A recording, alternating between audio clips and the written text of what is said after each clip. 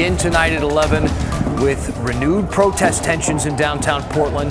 Protesters are back out demonstrating by the Justice Center.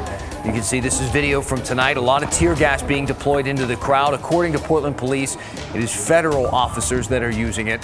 Earlier, Portland police said protesters moved fences from the parks to block doors of the Justice Center. Officers have since removed those. It looks like many of the protesters are now marching at this point through downtown. The actions of federal agents have become a major point of controversy in recent days. Tonight, Oregon's Attorney General Ellen Rosenblum announced she is suing several federal agencies. It alleges they are violating civil rights by detaining protesters without cause. The lawsuit will also be followed by a motion for a temporary restraining order to stop these kinds of detentions. This is part of a growing pushback tonight against the federal presence in Portland. City Commissioner Joanne Hardesty is among those trying to get officers to leave. Tonight she held a candlelight vigil. KGW's Mike Benner reports.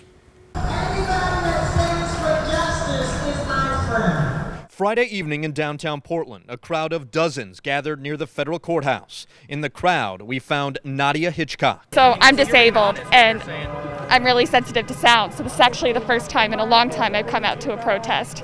But I think this is a turning point in our country's history. Nadia and so many others have had enough of this. Nightly clashes between protesters and federal officers. Last weekend, we saw a protester badly injured by a crowd control munition. More recently, we've heard reports of federal officers discreetly pulling protesters off the streets. Taking people into marked vans, that's something you see in authoritarian regimes, not in a democracy, not in the United States, not in the United States I grew up in. This is too serious. Portland City Commissioner Joanne Hardesty organized Friday night's candlelight vigil for peace and the Constitution. Hardesty is calling on federal officers to stop occupying city streets, adding that the community is not the enemy, nor are protesters. I cannot accept that we have armed militia people abusing our community members, and people at the highest levels of government are saying there's nothing we can do. If I'm going out fighting. I am not going out as a sheep. Hardesty is not alone in the fight, not even close. She's joined by many, including faith leaders. I'm deeply concerned by what has happened in Portland over the last couple of days. The federal police officers who have been in our city arresting people without due process.